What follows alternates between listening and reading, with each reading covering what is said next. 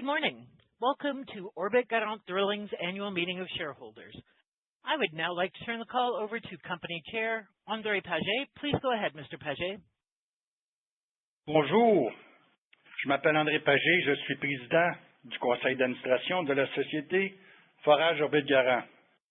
Je suis heureux ce matin de vous accueillir à l'assemblée annuelle des actionnaires de la société. This year, the meeting will be conducted in French as a courtesy to an important contingent of the company's shareholders. If you wish to address the assembly in English, we will communicate in the language of your choice. To all our Anglophone shareholders, we appreciate your understanding. Pour cette assemblée, j'agirai à titre de président de l'assemblée et notre chef de la direction, M. Pierre-Luc Laplante, agira à titre de secrétaire.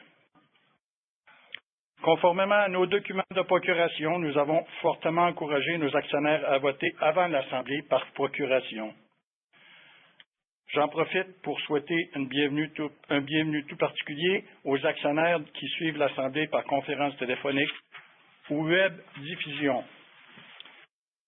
Avec l'approbation de l'assemblée, je désigne les représentantes de la compagnie Trust TSX, Francine Beauséjour et Jenny Conkham, pour agir en tant que scrutateurs. Elles ont fourni un rapport préliminaire sur les présences. Le premier point formel à l'ordre du jour est l'avis de convocation à l'Assemblée. L'avis de convocation à cette Assemblée, la circulaire d'information de la direction qui l'accompagne et un formulaire de procuration ont été envoyés par courrier de première classe à tous les administrateurs, actionnaires et à l'auditeur de la société avec une carte de retour pour demander la livraison des états financiers annuels ou intermédiaires de la société. Je présente à l'Assemblée un affidavit d'envoi de la compagnie Trust TSX qui confirme l'envoi de l'avis, de la circulaire et de la procuration. Une copie de l'avis de convocation de cet affidavit sera jointe au procès verbal de l'Assemblée.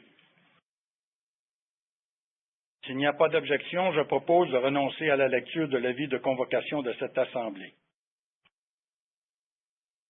Le prochain point à l'ordre du jour est la convocation à l'Assemblée. Les scrutateurs ont fourni le rapport préliminaire sur la participation et je confirme que l'exigence du quorum est satisfaite. Le rapport officiel des scrutateurs sera conservé avec le procès verbal de cette Assemblée. Le quorum étant satisfait et la convocation à l'Assemblée ayant été faite en bonne et due forme, je déclare l'Assemblée valablement convoquée et constituée. Au meilleur de ma connaissance, si un scrutin devait être organisé sur toute question devant être étudiée lors de l'Assemblée, le nombre total de voix attachées aux actions représentées par procuration qui exigent un vote contre portant sur ces questions est inférieur à 50% des voix pouvant être exprimées. Par conséquent, le vote se tiendra à main levée sur toutes les questions devant être étudiées, à moins qu'un scrutin ne soit exigé. Je soumets maintenant à l'Assemblée un exemplaire du rapport annuel de la société qui comprend les états financiers, le rapport de l'auditeur y afférent pour l'exercice terminé le 30 juin 2025. Des copies de ce document ont été envoyées par courrier à tous les actionnaires qui en ont demandé copie et ont été déposés sur CEDAR et sur le site web de la société. Je propose de ne pas les lire à l'Assemblée.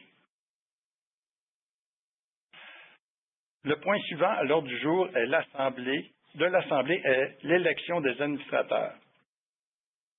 6 administrateurs doivent être élus lors de cette Assemblée. Les règlements de la société, exigent que les actionnaires donnent un préavis de toute nomination d'administrateur à la société avant la tenue d'une assemblée annuelle. Outre les administrateurs énumérés dans la circulaire de sollicitation de procuration de la direction pour cette assemblée, aucune autre nomination ou personne n'a été mise en candidature pour l'élection. Je me demanderai à M. Sylvain Laroche de soumettre à l'Assemblée les noms des personnes dont la candidature est proposée pour l'élection au poste d'administrateur. Monsieur le Président, mon nom est Sylvain Laroche et je suis actionnaire de la société. Je propose individuellement les personnes suivantes à l'élection au poste d'administrateur de la société pour un mandat allant jusqu'à la prochaine Assemblée annuelle des actionnaires ou jusqu'à ce que leur successeur soit élu ou nommé. Pierre-Alexandre, Pierre Rougeau, Nicole Veilleux, Mario Jacob, André Pagé et Daniel Maheu. Monsieur le Président, mon nom est David Morel et je suis actionnaire de la société. J'appuie chacune des propositions au poste d'administrateur. Nous allons maintenant procéder à l'élection de chacune des personnes qui ont été proposées au poste d'administrateur de la société. Je déclare que les nominations sont closes. Je demanderai à M. Daniel Larose de proposer l'adoption d'une résolution. Monsieur le Président, mon nom est Daniel Larose. Je suis actionnaire de la société. Je propose que, individuellement, Pierre-Alexandre, Pierre Rougeau, Nicole Veilleux, Mario Jacob, André Pagé et Daniel Maheu soient élus à titre d'administrateur de la société pour occuper ce poste jusqu'à la prochaine Assemblée annuelle des actionnaires ou jusqu'à ce que leur successeur soit élu ou désigné et que le président de cette Assemblée soit autorisé à déposer un seul bulletin de vote pour l'élection des 6 personnes à titre d'administrateur de la société. Monsieur le Président, mon nom est Sébastien Cassonquet. Je suis actionnaire de Forage Orbit-Garant. J'appuie l'adoption de cette résolution. Ceux qui sont en faveur de l'adoption de la résolution sont priés de l'exprimer en levant la main. Y a-t-il des abstentions? Je déclare que cette résolution est adoptée et que les personnes proposées ont été dûment élues en tant qu'administrateurs de la société pour exercer leurs fonctions jusqu'à la prochaine Assemblée annuelle des actionnaires ou jusqu'à ce que leur successeur soit élu ou nommé. Le prochain point à l'ordre du jour de l'Assemblée est la nomination de l'auditeur indépendant de la société et l'autorisation par les administrateurs de fixer leur rémunération. Monsieur le Président, mon nom est Pierre-Luc Laplante et je suis actionnaire de la société. Je propose que KPMG SEN-CRL soit nommé auditeur de la société jusqu'à la prochaine Assemblée annuelle des actionnaires ou jusqu'à ce que successeur soit nommé, selon la rémunération fixée par les administrateurs, que les administrateurs soient autorisés à fixer cette rémunération de l'auditeur et que le président de l'Assemblée soit autorisé à déposer un bulletin unique en faveur de cette résolution. Monsieur le Président, mon nom est Sébastien Cassonquet et je suis actionnaire de la société. J'appuie l'adoption de cette résolution. Une résolution a été présentée que tous ceux qui sont en faveur de l'adoption de cette résolution l'expriment en levant la main. Y a-t-il des abstentions? Je déclare que la résolution est adoptée et que KPMG SEN-CRL ont été dûment désignés en tant qu'auditeurs indépendants de la société pour exercer ses fonctions jusqu'à la prochaine Assemblée annuelle des actionnaires et que les administrateurs de la société ont été dûment autorisés à fixer la rémunération de l'auditeur indépendant. L'ordre du jour étant maintenant épuisé, j'aimerais mettre un terme à la portion formelle de l'Assemblée, après quoi nous aurons une brève présentation portant sur les activités de la société par la direction.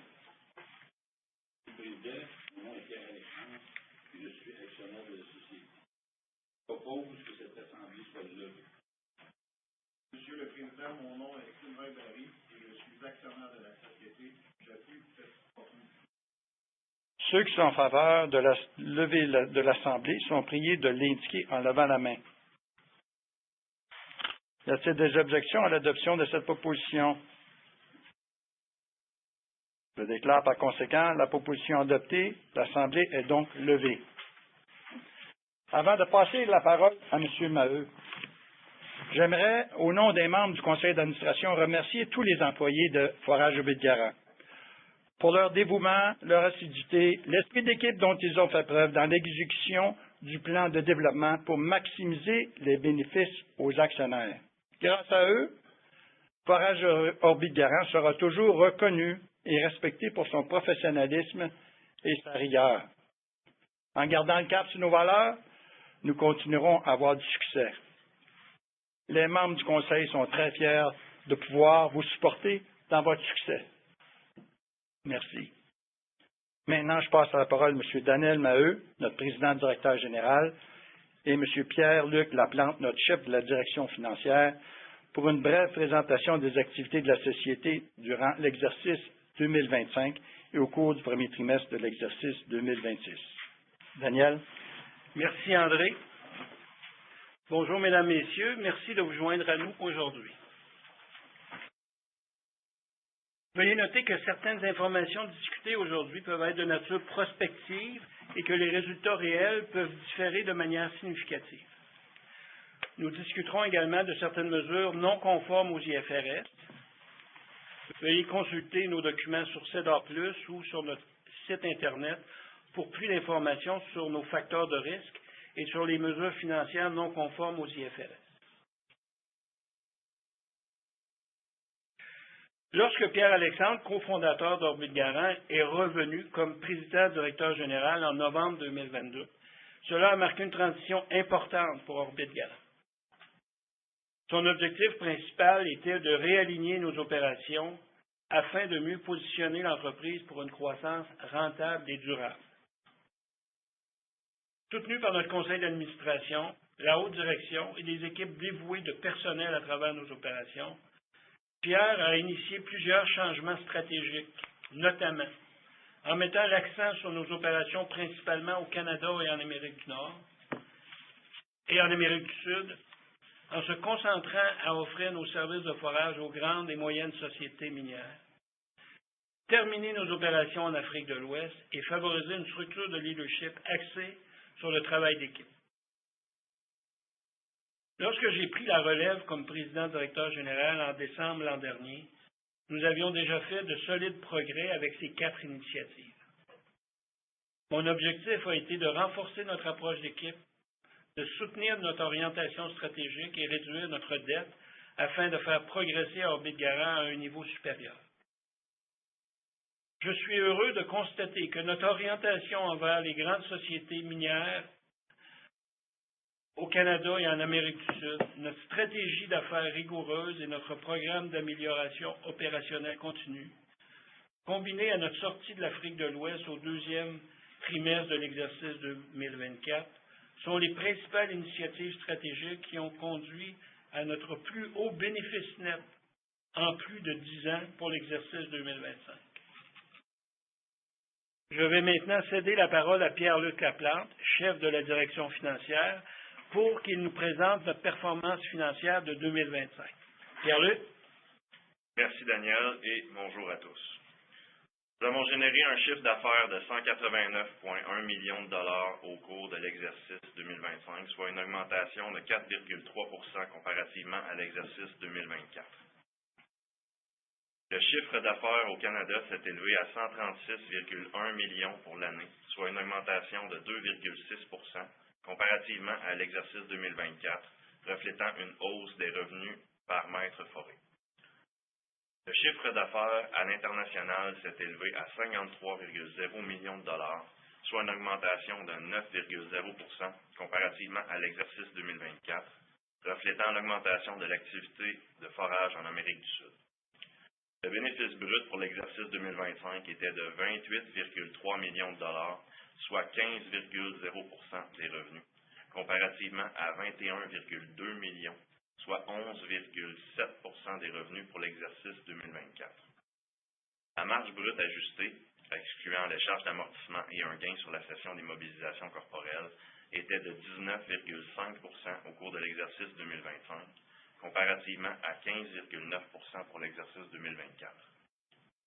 Le bénéfice net pour l'exercice 2025 s'est établi à 7,5 millions de dollars, soit 20 cents par action diluée, comparativement à une perte nette de 2,4 millions, soit 6 cents par action diluée pour l'exercice 2024.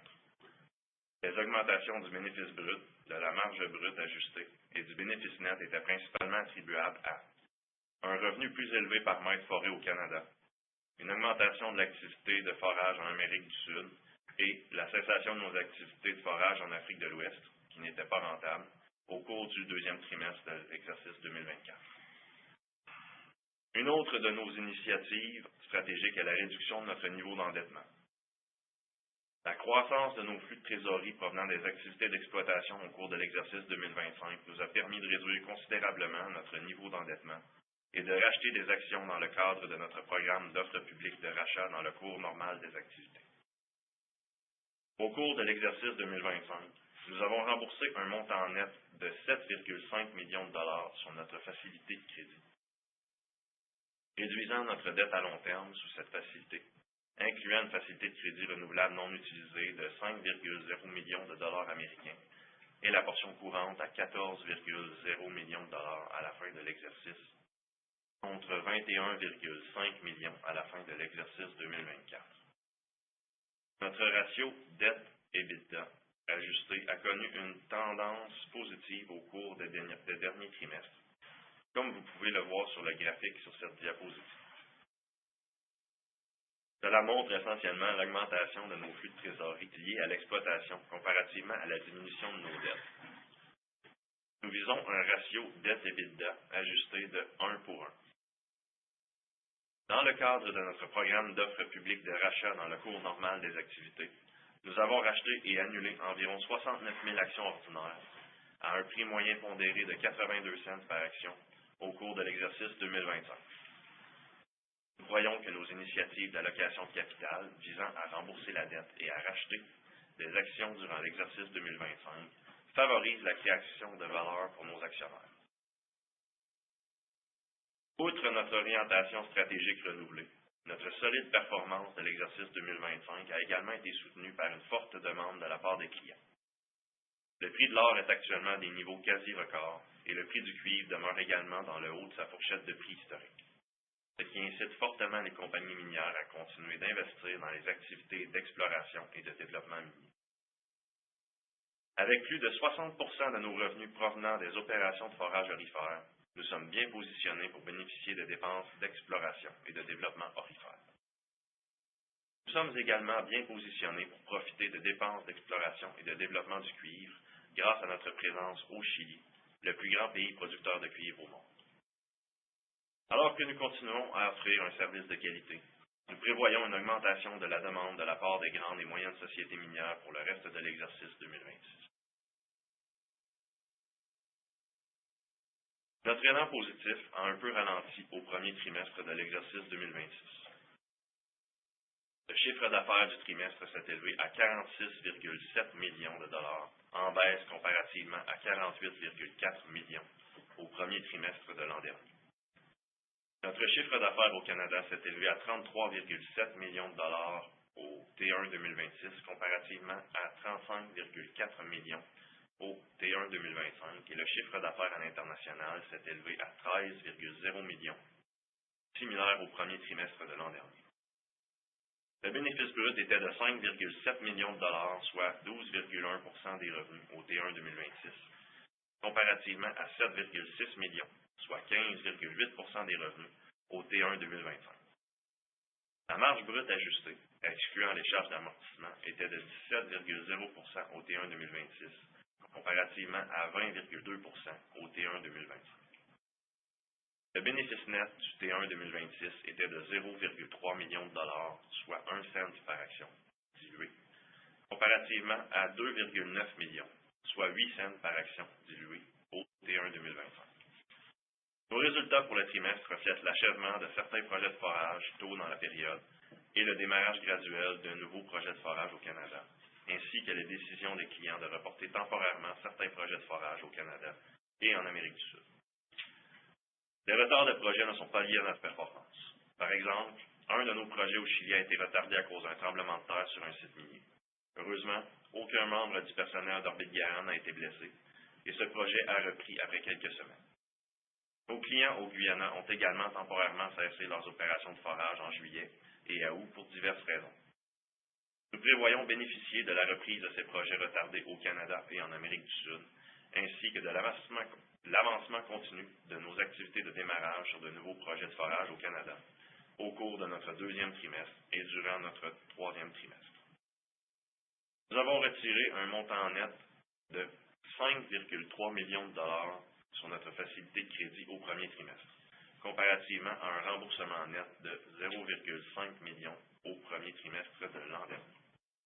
Notre dette à long terme, dans le cadre de la facilité de crédit, incluant la facilité de crédit renouvelable non utilisée de 5,0 millions de dollars américains, et la portion actuelle était de 19,3 millions de dollars à la fin du trimestre, comparativement à 14,0 millions de dollars à la fin de l'exercice 2025. Notre dette accrue résultait principalement de nos expéditions annuelles d'équipement et d'inventaire pour nos opérations au Nunavut et au Nunavik. Nous voyons continuer de rembourser partiellement notre dette tout au long du reste de l'exercice 2026. Nous avons également renouvelé notre programme d'offres publiques de rachat dans le cours normal des activités, qui nous permet de racheter jusqu'à 500 000 actions ordinaires sur une période de 12 mois, commencée le 31 octobre 2025. Nous continuons de considérer ce programme d'offres publiques de rachat comme un outil utile pour augmenter la valeur des actionnaires lorsque la valeur sous-jacente d'Orbit Garant ne se reflète pas dans le cours de notre action. Daniel Maheu va maintenant prononcer ses remarques de clôture. Daniel. Merci, Pierre-Luc. Please, operator, could you put slide number 13?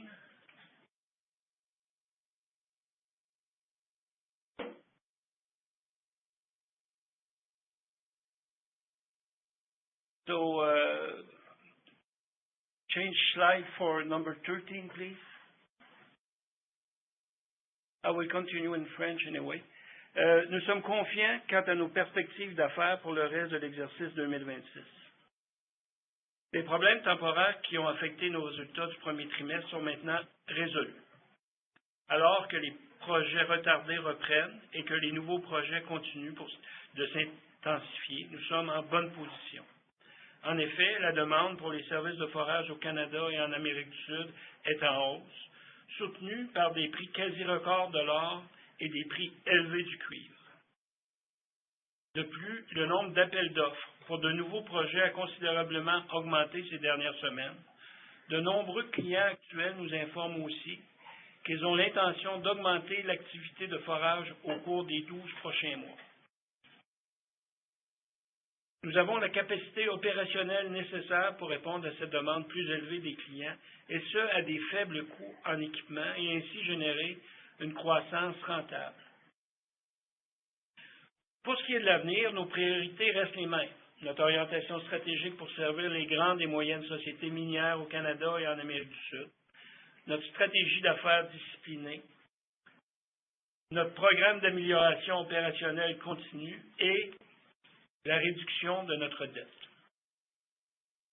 En nous concentrant sur ces points, nous avons l'intention de tirer parti des opportunités en cette période d'augmentation de la demande des clients pour maximiser la valeur pour nos actionnaires. L'année 2025 marque la 40e année d'existence d'Orbit Garant. Nous sommes fiers de notre histoire et des progrès réalisés dans le développement de notre présence sur le marché, ainsi que de nos relations avec l'industrie et la communauté depuis 1985. En tant qu'entreprise de forage minier de longue date et de premier plan, nous disposons d'une solide base de forces concurrentielles sur lesquelles nous continuerons de bâtir, notamment notre expertise en forage de surface et souterrain, ainsi que nos capacités en forage spécialisé, notre accent sur l'innovation continue, y compris nos technologies de forage informatisé, nos opérations de fabrication intégrées verticalement, nos programmes solides en santé-sécurité ainsi que de formation des foreurs et nos relations clients de longue date avec les principales sociétés minières opérant au Canada et en Amérique du Sud. In closing, I want to thank all our employee management team and their family for their ongoing commitment to the success of Orbit Garant. With the right strategic focus, strong competitive position, exceptional personnel, and supportive industry fundamental, we believe that we are well positioned to drive enhanced profitability on a sustained basis and build long-term value for shareholders. We appreciate your continued support. That concludes our presentation. Thank you for joining us today. Merci à tous d'avoir été des nôtres aujourd'hui. Please, operator. Ladies and gentlemen, that concludes today's call. Thank you all for joining. You may now disconnect.